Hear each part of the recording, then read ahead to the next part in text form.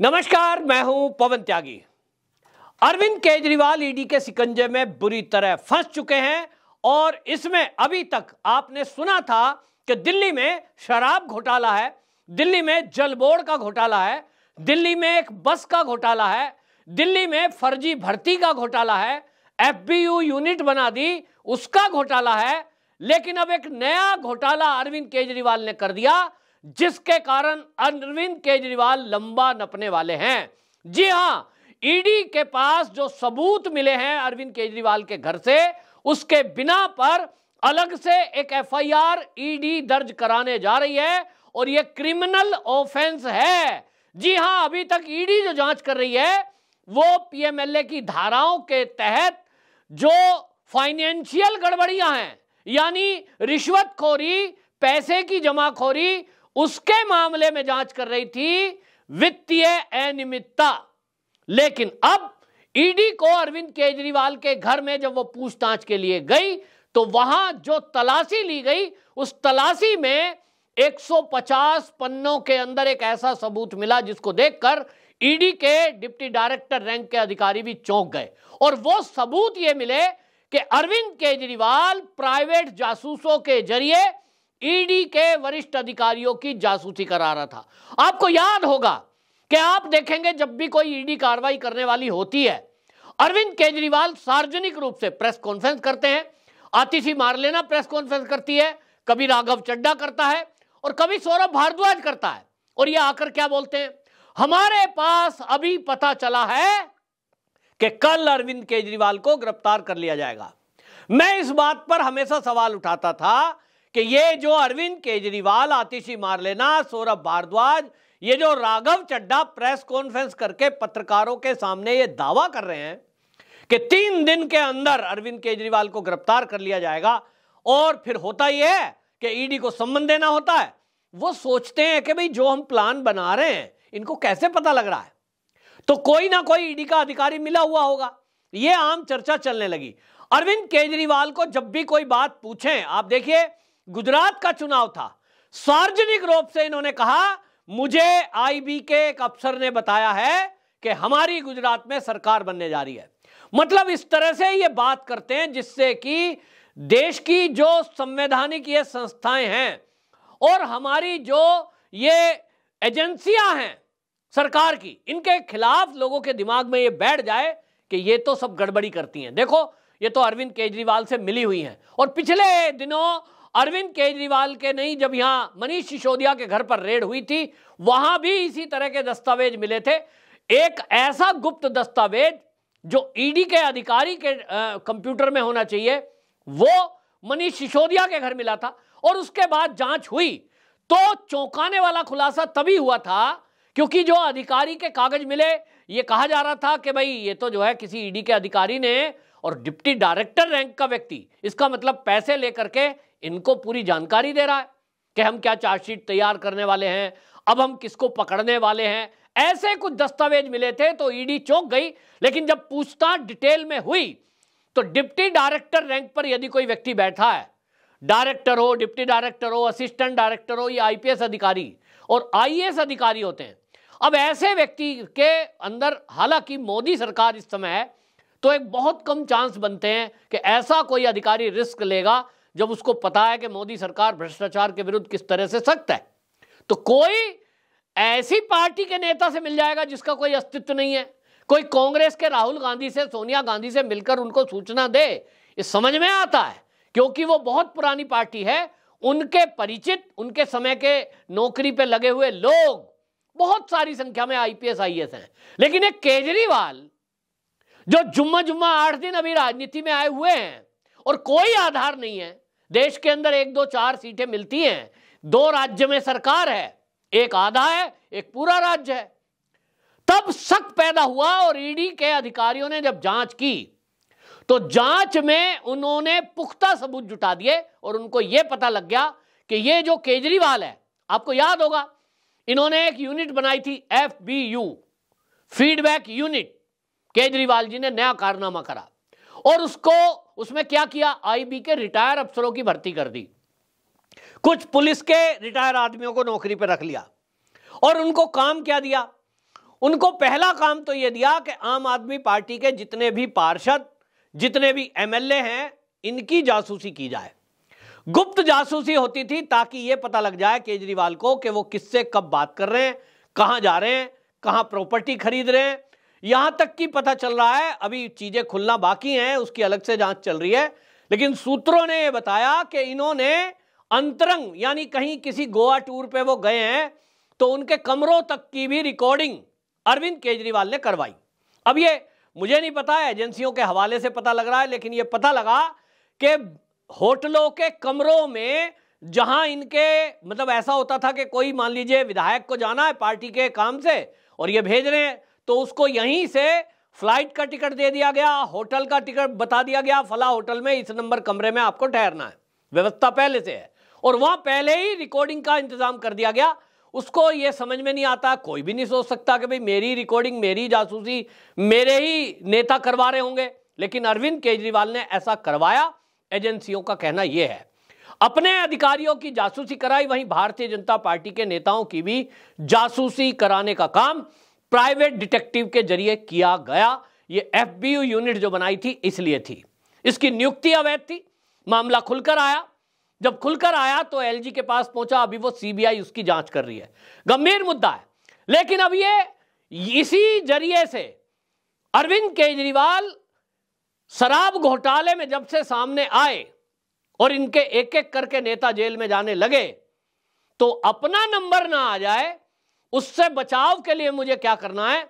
एक तो कांग्रेस ही पार्टी का अभिषेक मनु सिंघवी, वो कांग्रेस पार्टी से है, पुराने लीडर है, उनको वकील हायर कर लिया, उनकी लाखों की फीस है, लेकिन इन्होंने वो कांग्रेस ही है ये दिमाग में नहीं रखा और उनको हायर कर लिया। उनको लगता है कि यही एक ऐसा वकील है जो सुप्रीम कोर्ट तक में उनको बचा सकते हैं।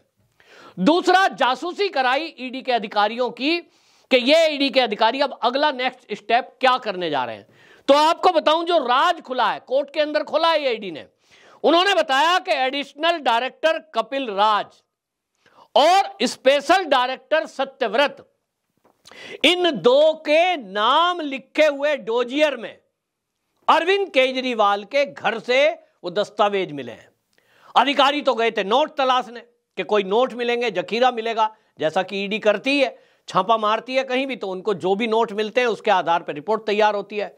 पैसों को ढूंढ रहे थे, नोटों को ढूंढ रहे थे, लेकिन अरविंद केजरीवाल तो पढ़े लिखे हैं, पढ़े लिखे भी बहुत ज्यादा हैं, तो वो कैश नोट नहीं रखते, अपने घर पे कोई सबूत नहीं रखते, लेकिन गलती से उनके घर ये डोजियर मिल गया जो उनके यहां था। अब आमतौर पे कोई देखेगा फाइल रखी है टेबल पर, अब कागज को कौन संभालेगा। एक सीएम है, उसके घर में छोटा सा ऑफिस भी बना हुआ है, कैंप ऑफिस बोलते हैं।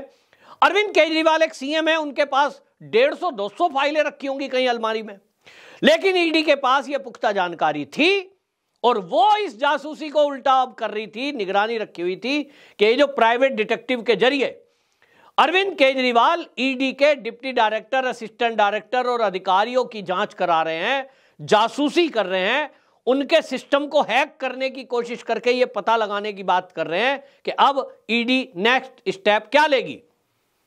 तो उनके पास ये पुख्ता जानकारी थी और इसीलिए उन्होंने अचानक से जब हाई कोर्ट का ऑर्डर आ गया और हाई कोर्ट ने प्रोटेक्शन देने के लिए केजरीवाल को मना कर दिया, तत्काल रेड की गई और वो जो 2 घंटे की पूछताछ हुई है वो उसी के संबंध में हुई।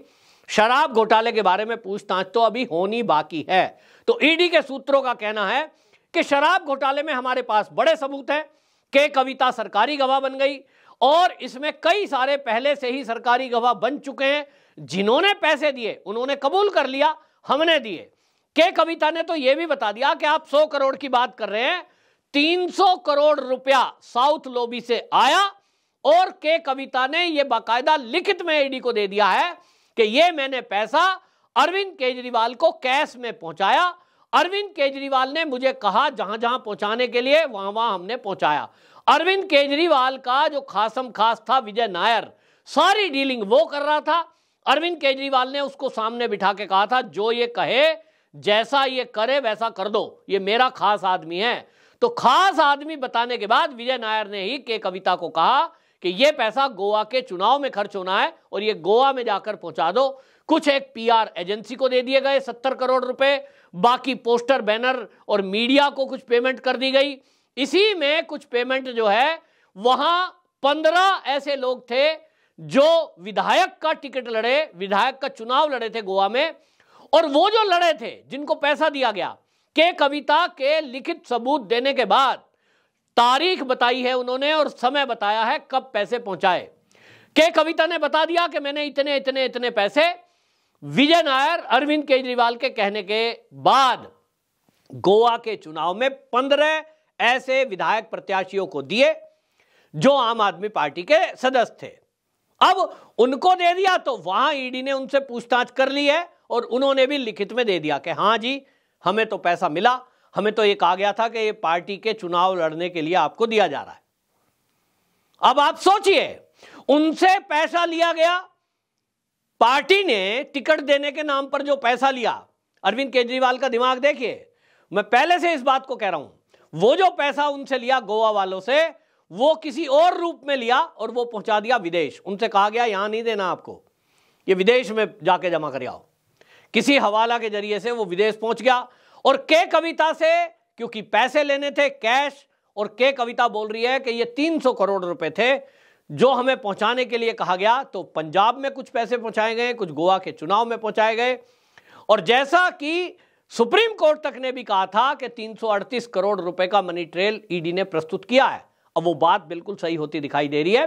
वो कैश पैसा प्राइवेट चार्टर्ड प्लेन हायर किया गया, और चार्टर्ड प्लेन से ये नेता इसीलिए चलते हैं कि बड़े बड़े सूटकेस, इनको चेकिंग करने की छूट होती है। मैं तो कहता हूं अब रूल बदलना पड़ेगा गवर्नमेंट को कि ये प्राइवेट जो चार्टर्ड प्लेन लेकर के लोग चलते हैं, इसमें भी चेकिंग की व्यवस्था हो, वरना कोई ड्रग ले जाएगा, कोई कैश ले जाएगा, तो कोई हथियार भी ले जा सकता है। और इसीलिए ये नेता पकड़े नहीं जाते हैं। लेकिन के कविता ने ये बता दिया कि चार्टर्ड प्लेन के जरिए व्यवस्था की गई, और चार्टर्ड प्लेन के जरिए वो कितने सूटकेसों में भरकर वो पैसे ले गई, वो सारा डिटेल ईडी के पास है। और इसलिए ईडी ने वो सबूत जब कोर्ट में रखे तो ये फंस गए बुरी तरह। एक तो अरविंद केजरीवाल उसमें फंसे हुए हैं, दूसरा अब बुरी तरह जो फंसे हैं वो ईडी के अधिकारियों की जासूसी के लिए। और जैसा मैंने कहा कि इनको फंसाने वाला और कोई नहीं है। इसमें कांग्रेस के वो बहुत पुराने नेता हैं, अभिषेक मनु सिंघवी, वो वकील हैं, उनकी अगर सलाह में अरविंद केजरीवाल नहीं चलते और मेरी सलाह मान लेते, क्योंकि मैंने कई बार ये कहा है कि अरविंद केजरीवाल अगर ईडी के संबंध पर पहले ही संबंध पे चले जाते तो ईडी चाय कॉफी पिलाती, पूछताछ करके छोड़ देती। हालांकि अब जो सबूत मिल रहे हैं इसके कारण से छूटना संभव नहीं है, लेकिन अरविंद केजरीवाल को अभिषेक मनु सिंघवी कहते रहे आप इग्नोर करते रहिए, कोई बात नहीं, मैं देख लूंगा। तो 9 संबंध इग्नोर हुए और उसके कारण आज ईडी ये अब कोर्ट में कह रही है कि जो व्यक्ति 9 संबंध के बाद भी हमें कह रहा है कि तुम्हारे संबंध अवैध हैं, तो उस व्यक्ति को अगर जमानत दे दी तो वो दोबारा लौट के नहीं आएगा और वो विदेश भी भाग सकता है।